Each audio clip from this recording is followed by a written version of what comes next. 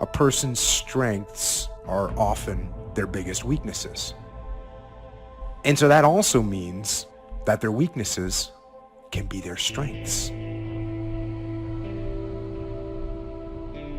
I am weak, but I don't accept that. I don't accept that I am what I am and that is what I'm doomed to be. I'm always fighting, I'm struggling, and I'm scrapping, and I'm kicking and clawing at those weaknesses to change them, to stop them. There are times in life when conflicts and trouble arise. And how we deal with these conflicts and how we deal with these troubles reveals more about our character than we want to admit. Because what you are when the pressure is on is what you really are.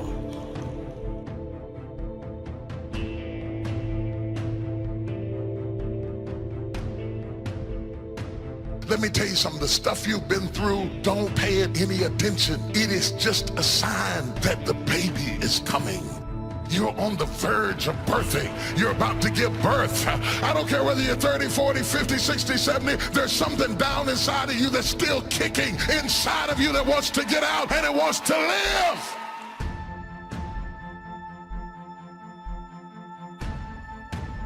Some days I win. Some days I don't. But each and every day I get back up and I move forward with my fist clenched toward the struggle. And I fight with everything I've got to overcome those weaknesses and those shortfalls and those flaws as I strive to be just a little bit better today than I was yesterday. As long as there's people, there's going to be conflict, disagreements, contention, dissension. Family reunions would be really nice if you didn't have to deal with your family. But everywhere there's people, there's going to be strife. There's going to be conflict. There's going to be trouble because that's just the way it is.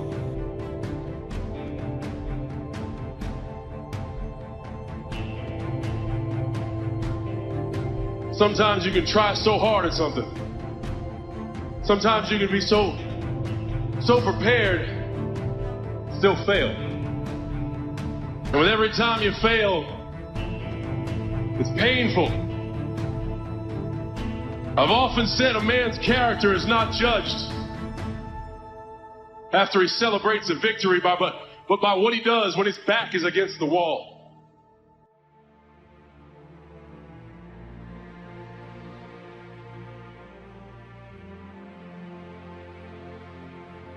You've got to be knocked down and then be willing to continue. You're going to be laughed at, and you're going to be ridiculed. You're going to face self-doubt. You're going to be exhausted at times. You're going to face all sorts of challenges if you want to get to your Mount Everest. Everything that happens to you is for your growth. It's the times of suffering that make you great. So no matter how great the setback, how severe the failure, you never give up. Get up, change your position. And listen, if you can't stand up, look up. Just change your position. Start writing as though you're already up. Start planning as though you're already up. Start acting as though you're already up. Get up in your believing. Get up in your hopes. Get up in your aspirations. It's necessary you take responsibility for it, that you make it happen, that you don't give up, that you keep on keeping on, that you don't decide that I can't make it because you can't see the light at the end of the tunnel, that you realize that's a part of the program. And here's something you've got to resolve. Say this to yourself every day. See, as long as you're breathing, you got a shot at your dream. That's the way I resolve. Say this, please. It's not over until I win. You've got that right. Start doing everything that you can, because remember, the areas of your focus are the areas of your reward, and the areas of your neglect are the areas of your pain. when change is involved, somehow we get into this thing where we're kind of waiting for somebody else to do it. We're waiting on someone else to arrive. I mean, we've got to stop that. We've got to stop waiting for someone to change before you change. You got to stop waiting for somebody to help you change. You've got to weigh before you pay. Whether you're going to spend heavy time or light time, you've just got to weigh. Otherwise, if you're not careful, you can get trapped into spending heavyweight time with lightweight people. Now, it's okay to have casual friends as long as you give them casual time, not serious time. Spend major time with major influence and minor time with minor influence. So maybe all you need to do to change some of the influences in your life is not to eliminate them, but merely limit them. Take a look at your priorities and your values. We have so little time at our disposal. Wouldn't it make sense to invest it wisely? If you can teach people to stand up in the face of the things they're afraid of, they get stronger. And you don't know what the upper limits to that are, because you might ask yourself, like, if for 10 years, if you didn't avoid doing what you knew you needed to do, what would you be like? Well, you know, there are remarkable people who come into the world from time to time, and there are people who do find out over decades-long periods what they could be like if they were who they were, if they spoke their being forward. And they get stronger and stronger and stronger, and we don't know the limits to that. We do not know the limits to that. You must determine whether the situation and the people call for disassociation or limited association. But remember, if it isn't taking you where you want to be 5 years from now, 10 years from now, now is the time to fix it. And so if your life isn't everything it could be, you could ask yourself, well, what would happen if you just stopped wasting the opportunities that are in front of you? You'd be who knows how much more efficient, 10 times more efficient, 20 times more efficient. You have no idea how efficient people get. Well, and if we all got our act together collectively and stopped making things worse, because that's another thing people do all the time, if people stop really, really trying just to make things worse, we have no idea how much better they would get just because of that. Come on, you got to keep your courage up. Your bank account might be going down, but keep your courage up. Your grades might have gone down last semester, but if you keep your courage up, you can get your grades back up. Even if everything else goes down, keep up your courage. If you got to borrow some money, if you got to take a little while, if you got to take a time out, just keep going forward and it will happen.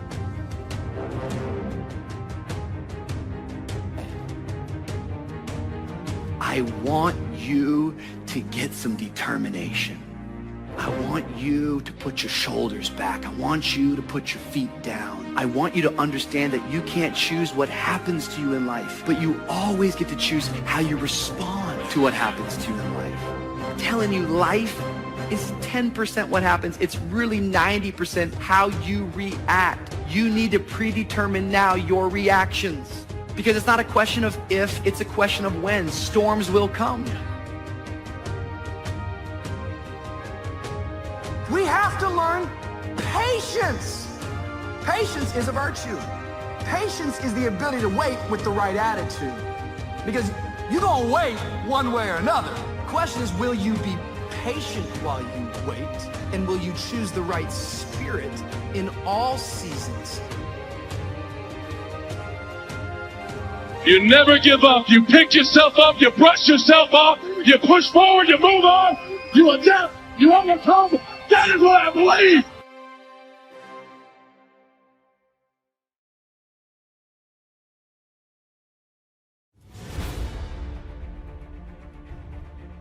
It's going to say that it's your fault. And no matter how many times people on the outside tell you that that is not true, that this thing happened to you, that it isn't you, it doesn't define you, there will be a voice that's going to tell you that it does.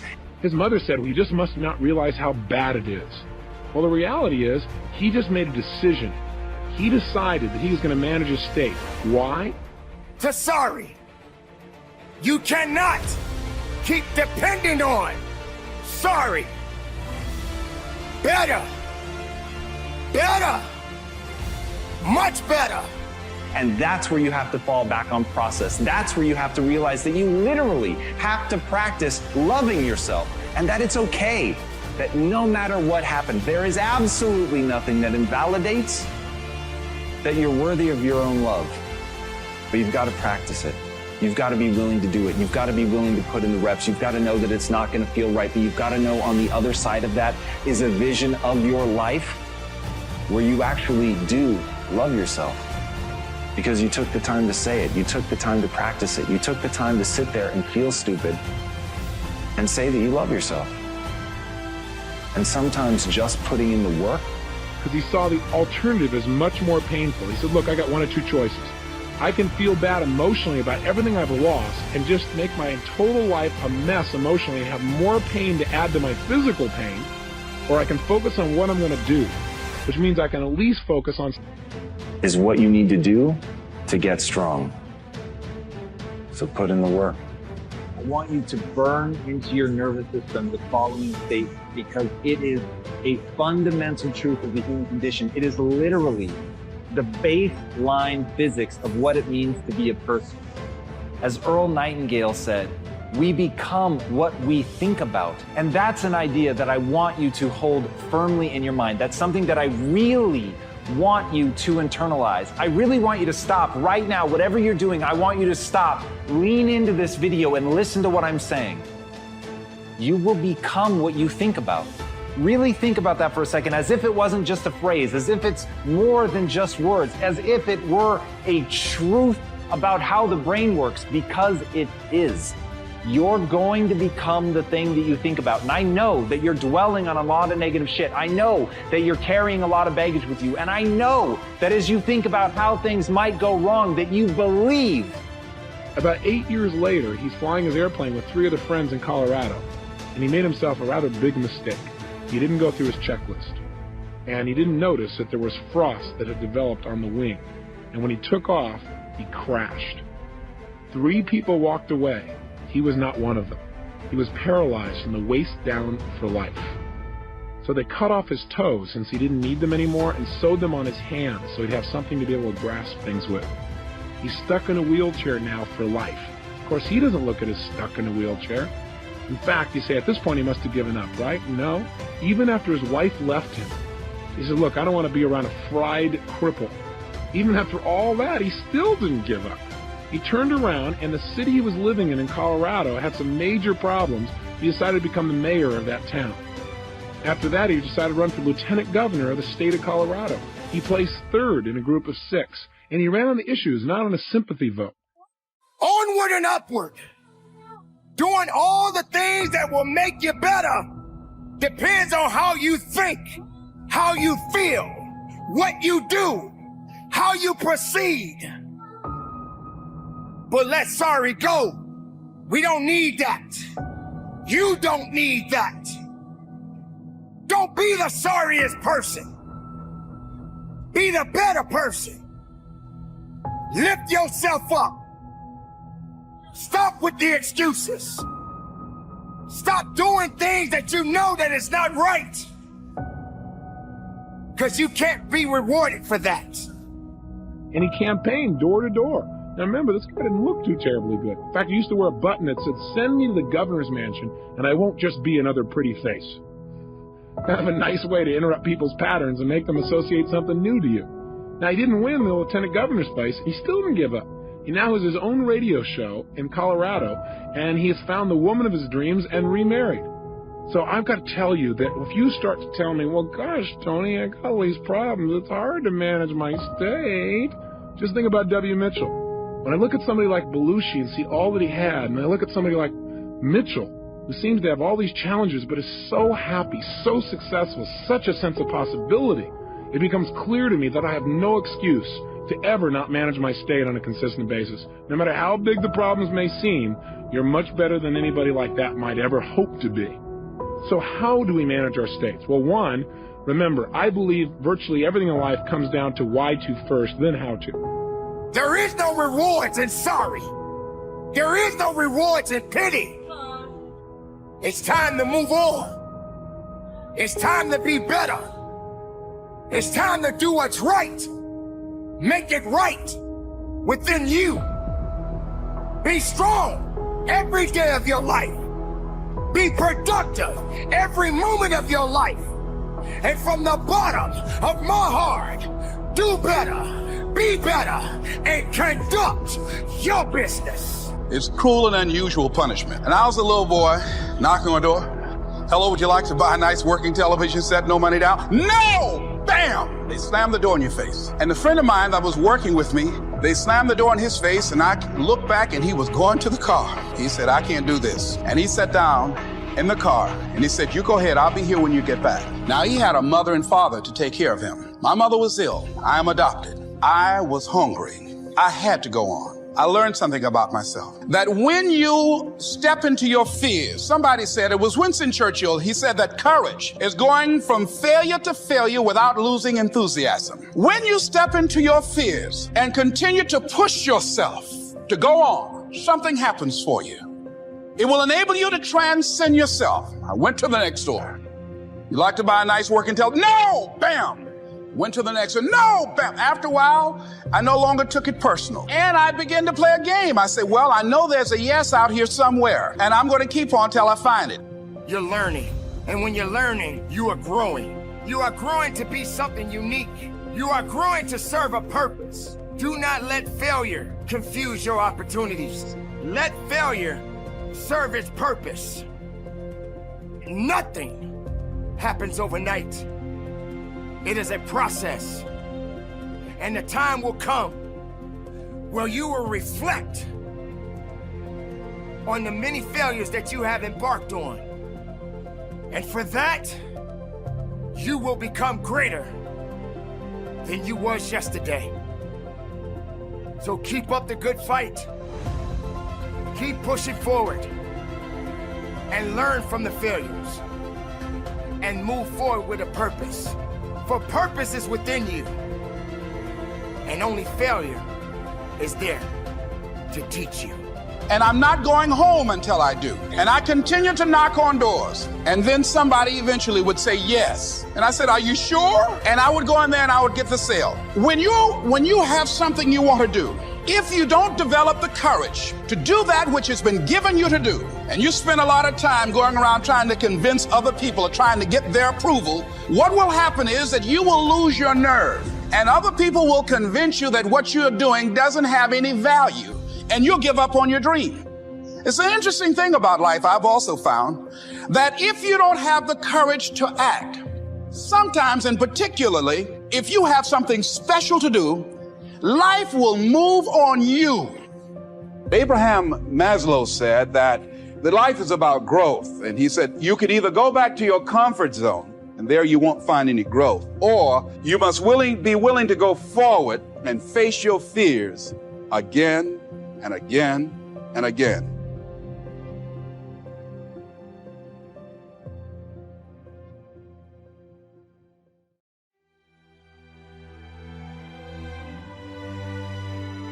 I said, do you know how many clients you'd have to get to make $1 million? He was like, absolutely.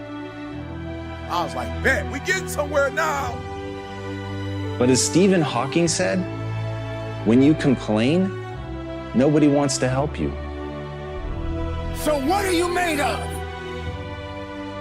What are you prepared to do? Are you holding on to something that won't help you to push the extra mile? That won't help you to push that extra rep that you need? Will you finish what you start? Or will you make excuses? See, when you go to a job and you already know how far you can go, you can already see that proverbial glass ceiling. Look, I want you to look at your goals. And I want you to ask yourself this question. Do you know what it takes to make that happen? Like, do you, like literally, because this is all it's going to take. 3 things, this is all it's going to take. Do you know what it takes? And you guys have an advantage because you've been at this conference, I think, 3 days, you got a whole bunch of information. Look, the only thing it takes to go from where I went to, a homeless, high school dropout, sleeping in abandoned buildings, eating out of trash cans, I went from being a high school dropout, getting a GED to having a PhD. Listen to me, the only thing it takes is knowing what it takes.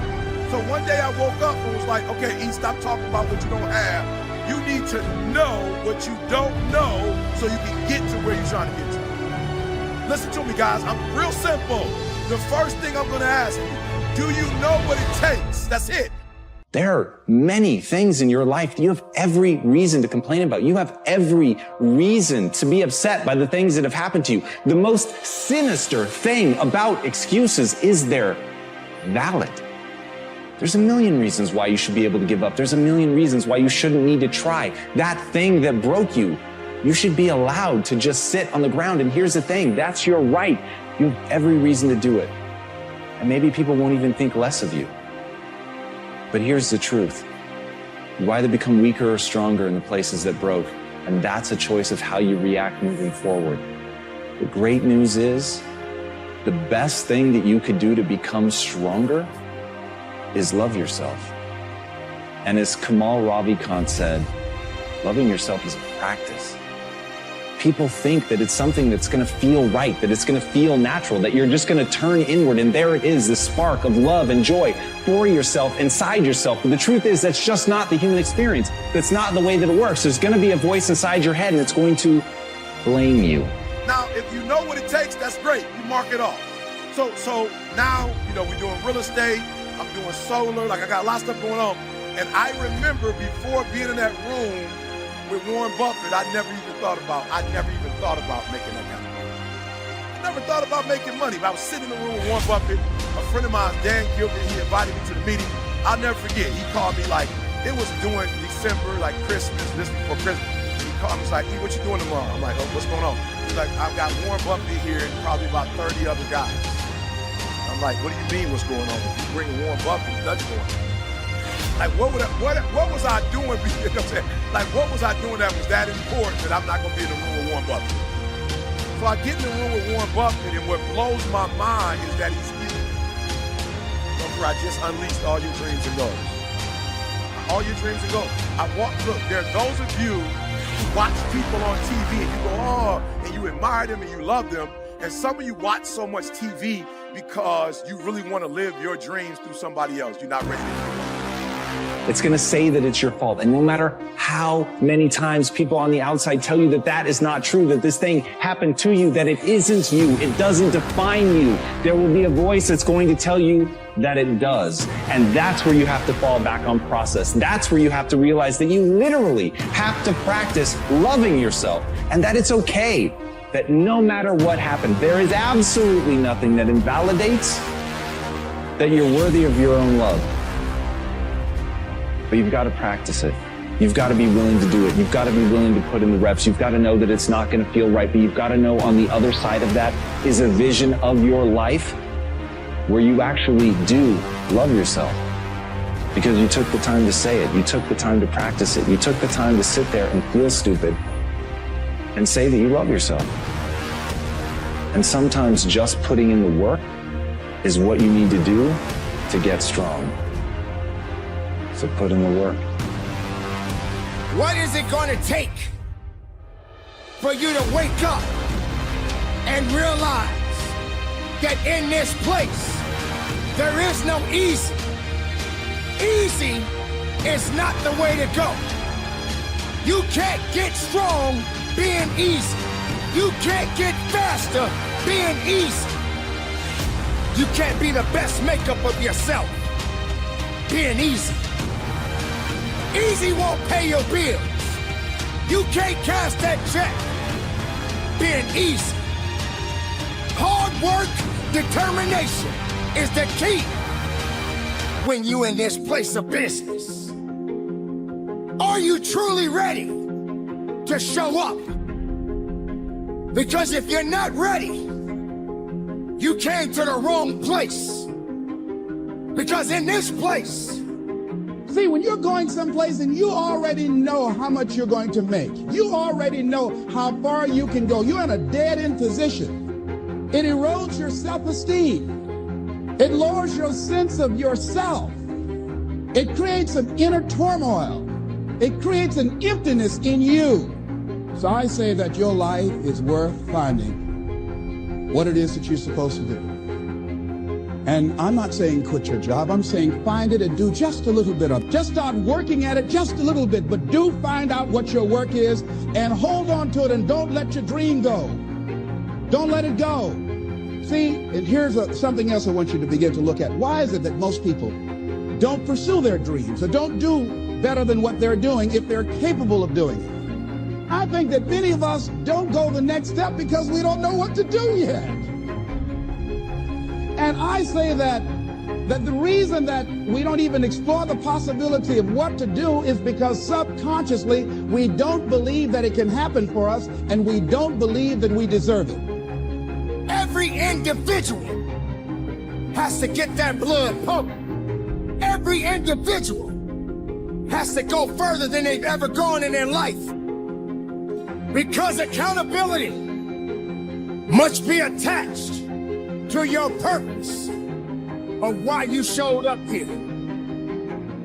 Ladies and gentlemen, this journey, this opportunity, the abilities that you possess, you got to wake them up again. The moment has come. It is time for you to show up. It is time for you to show out. And there will be obstacles that you must face. And for each obstacle, it will represent something about you. So here's what I'm suggesting. How much time do you spend working on you? How much time do you spend every day working on your dream? In the last 90 days, how many books have you read? In the last year, what new skill or knowledge have you acquired? What kind of investment have you made in you? So I'm saying that as you begin to look at where you want to go, if you want to make it today, and things are changing so fast, you have to literally run to stand still. I'm saying that you've got to make some conscious effort to begin to work to develop you. Here's something else. Most people are not living their dreams because of fear, ladies and gentlemen. Fear, limited vision, and lack of self-esteem is what keep most people doing things they don't want to do.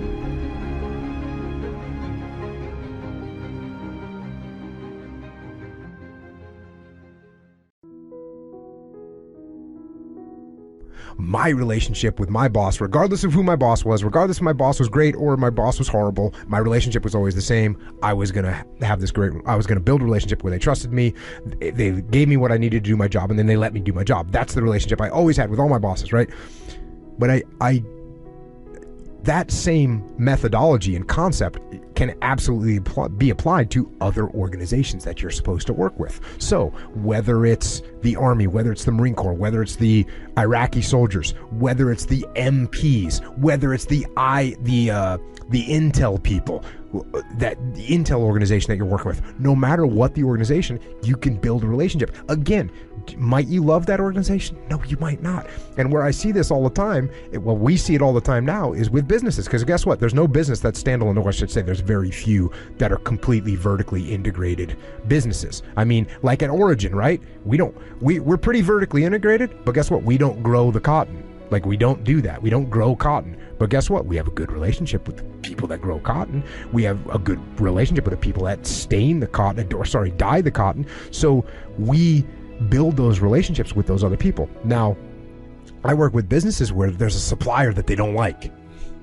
So guess what? They form a hostile relationship with this whole company, What good does that do them? It doesn't do them any good at all. What it means is they have no personal relationships. They form that antagonistic relationship with a whole nother organization, and it's almost impossible to overcome. So now this is something where if you don't explain that culture throughout your team, they're going to treat that other team horribly. And so if you're waiting on supplies, if you're on a construction site and you're waiting for materials to be delivered and you don't have a good relationship with the people that deliver the drywall, and now the drywall's running late for whatever reason, and you fly off the handle or whatever, you're not going to get that drywall any earlier. It's not happening. Have you ever, you know, when I call customer service, right? Customer service. I learned this when I was working for the Admiral, working for the Admiral's Aid. I'd call up, we traveled a lot, and I'd have to call up whatever, Delta or American or whoever, and I'd be trying to get whatever seats on an aircraft or something, or a flight that was full, whatever, get him an upgrade, whatever. And you know, I'd say, hey, how you doing? That's always, I always start off with the because they're going, American Airline, how can I help you? And they're mad, right? They're just mad to start with. How dare you out call of the me. gate, out of the gate, they're mad. And I've met lots of people who were, well, suicidal because of that, but also unwilling to take care of themselves, you know, because they were so guilty about who they were and their mode of being in the world that they just felt that they weren't worth the damn trouble, you know, and well, and they all had their own particular reasons for believing that, their own failures, their own improper sacrifices, let's say, their own acts of individual malevolence, but they're summed up in a lovely metaphorical manner, a horrifying metaphorical manner, in those ancient stories. And those stories explain to us, too, why as well that our consciences don't sit well with us, and why we always feel that there's something undone that we should be doing in the world, which is a much better pathway to take, by the way, than to degenerate into nihilism and catastrophe. And that's really rule 2. It's like, well, you should treat yourself like you're someone responsible for helping. And the first question is, well, why don't you? And the answer is, well, there's a lot wrong with you, you know, and it's hard to exercise enough love and care in a deep and non-naive way to care properly for something like that. But you know, you do it for people that you love despite their inadequacies, and there is this idea that there is a spark of divinity within us, and it is possible that the fact that you have that spark of divinity within you also means that you have the capability to withstand that terrible vulnerability. That's what I was trying to get at in chapter 1, which was to stand up straight with your shoulders back, that you could actually voluntarily accept the onslaught of the tragedy of being, and that you can constrain the proclivity for malevolence that's part of you and that's part of the world. And in that you can discover your own value, your own intrinsic value, and your own nobility, and all of that might be more powerful than the forces of vulnerability and malevolence themselves. All of us here have great minds. You know, most of us here have great minds, right? I don't know if I'm in the category, but we all know how to think. And with our minds, we can rationalize anything. We can make anything happen. We can, I agree with what was described a few days ago about this idea that people work in their self-interest. But we all know that you don't work in your self-interest all the time. Because when emotion comes into it, the wiring changes in the way it functions. And so it's wonderful for us to think intellectually about how the life of the world is, and especially those who are very smart. We can play this game in our head, but I really want to know what's driving you. And what I'd like to maybe invite you to do by the end of this talk is explore where you are today for 2 reasons. 1, so that you can contribute more. And 2, so that hopefully we can not just understand other people more, but maybe appreciate them more and create the kinds of connections that can stop some of the challenges that we face in our society today. They're only going to get magnified by the very technology that's connecting us, because it's making us intersect. And that intersection doesn't always create the view of everybody now understands everybody and everybody appreciates everybody. So I've had an obsession basically for 30 years. And that obsession has been, what makes the difference in the quality of people's lives? What makes a difference in their performance? Because that's what I got hired to do. I got to produce the result now. That's what I've done for 30 years. I get the phone call when the athlete is burning down on national television and they were ahead by 5 strokes and now they can't get back on the course. And I got to do something right now to get the result or nothing matters. I get the phone call when the child is going to commit suicide, and I got to do something right now.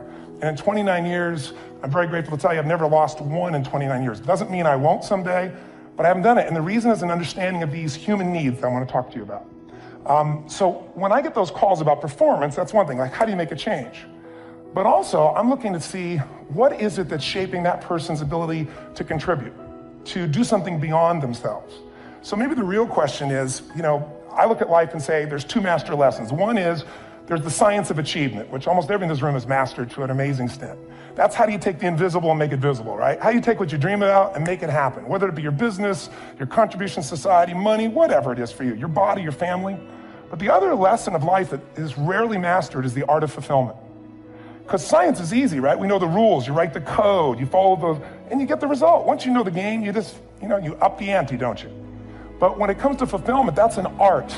And the reason is it's about appreciation and it's about contribution. You can only feel so much by yourself.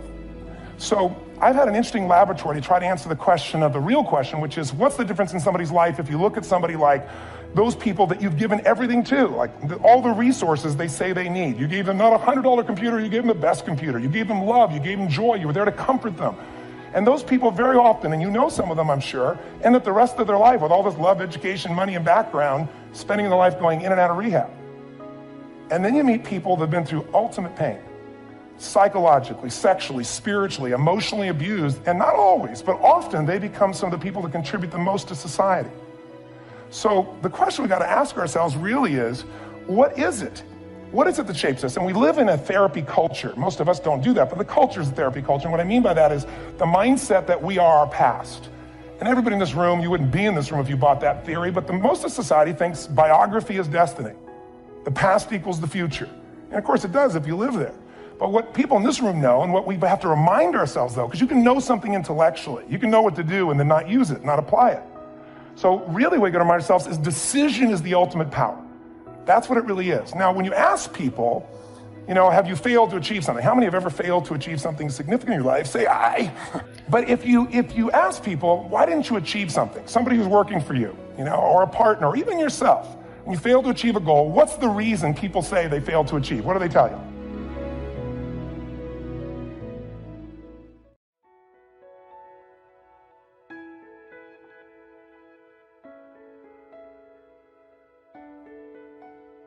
When you have a dream, and the dream isn't something you dream and then it happens, the dream is something you never knew was going to come into your life. Dreams always come from behind you, not right between your eyes. It sneaks up on you. But when you have a dream, it doesn't often come at you screaming in your face, this is who you are, this is what you must be for the rest of your life. Sometimes a dream almost whispers.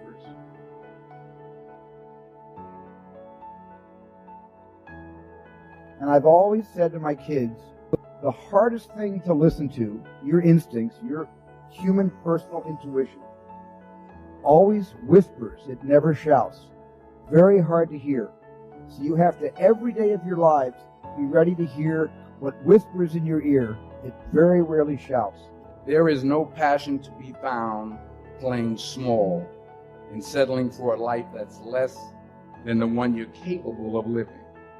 I feel so strongly that the reason I'm here is I dream big dreams. I dream the kind of dreams that other people said would not be possible. And anyone in this country, if you dream big and surround yourself with great people and leave your ego at the door and share success with others and have a little luck along the way, you can do anything. But there will be people along the way who will say to you, you're dreaming too big. It's not possible. Those things just can't happen. Don't allow anyone to tell you that what you are dreaming is not possible. It is possible. Don't be one of those people 20 years from now are going to be walking around in a 9-to-5 job, miserable and angry and bitter. The people who dream and those people who dream big have a different kind of life than the people who don't dream. If you do not do what you're doing right now well, your goal is just going to be a fancy desire, isn't it? Whether it's fear or anxiety, whatever it may be, I believe that every single person who's going out to chase their dreams has those voices in their head. I think it's part of the human experience. Stay strong, have faith, keep pushing through. I've said this before, and I'm living proof of it, is that on the other side of your struggle is something good. On your other side of your struggle is something better. On the other side of your struggle is some sort of success. So I'm here to tell you today that you can have anything you want. Be anyone you want. But you're gonna have to work. See, dreams, aspirations, they're not easily obtained. But one of the hardest things to do is to keep going. Is to keep chasing. You don't realize your dreams are so important because your DNA, who you are as a person, is wrapped up in your dreams. Go after this thing called life. Don't look back and have regrets. Understand that you're at a place and a position right now when hard work and valuing people, nothing can stop you, I promise you. We all have things that we're believing for, dreams that we want to accomplish, problems we're hoping will turn around. Maybe it's to see our family restored, to lose some weight, to break an addiction, to start our own business. But sometimes as it goes on, month after month, even year after year, we don't see anything changing. It's easy to get discouraged and think, this is never going to happen. This is as good as it gets. I'll just learn to live with it. We all go through disappointments, setbacks, loss. Pain is a part of life. It's easy to get discouraged, even bitter. Think, why is this happening to me? Sometimes we look at pieces in our lives that don't make sense. The key is what we do in our times of pain. Pain will change us. Heartache, loss, disappointments, they don't leave us the same. Every painful time, even though you don't like it, it's developing something in you that can only be developed in the tough times. Eventually, that will pass. You'll get through it, but you will be different. In those tough times, when you're uncomfortable, going through a loss, dealing with an illness, you could easily let it overwhelm you. Now, how the pain changes you is up to you. You can come out bitter, or you can come out better. You can come out defeated, giving up on your dreams, or you can come out with a new passion, a new fire, excited about the new opportunities in front of you. I may not like it, but I'm not a whiner. I'm a warrior. I know I can handle this. Don't complain about the pain. Without the pain, we couldn't reach the fullness of our destinies. Sometimes we bring pain on ourselves. We make poor choices, get in a relationship we know is not good, or maybe get over our head in our spending. Now it's painful. We're having to deal with the consequences. Ease is a greater threat to progress than hardship. So take advantage of today. Take advantage of tomorrow. Take advantage of every opportunity that you have to do what you want in life. It's time to ignite the dream. It's time for you to stop settling for just money and really open your game up. Dreams require sacrifices. Like, my city's expensive. Move. My car payments are high. Sell your car and take the bus. This is dreams we're talking about. We're talking about dreams. All of us experience pain. My challenge, don't just go through it, grow through it. That difficulty is an opportunity to get stronger, to develop character, to gain new confidence. Anybody can give up. Anybody can let it overwhelm you. But you know what that's doing? Wasting your pain. That pain is not there to stop you. It's there to prepare you, to increase you, to develop you. Difficulties are a part of life. Now quit telling yourself you can't take it. You're not weak. You are well able. Eventually the pain will pass. You'll give birth to new strength. Just because it hasn't happened yet doesn't mean that it's not going to happen. And there will always be forces trying to convince us to settle where we are. Life has a way of pushing our dreams down. They can become buried under discouragement, buried under past mistakes. There are dreams buried under divorce, buried under low self-esteem. It's easy to settle for mediocrity even though we have all this potential buried on the inside. What are you remembering? The hurt, the pain, what didn't work out? Turn it around and remember your dream. Have you allowed any dreams to get buried in you? At one time, you believed you could do something great. You believed you could lead the company in sales. You believed you could break that addiction. It's been a long time. Had some bad breaks. It wasn't all your fault.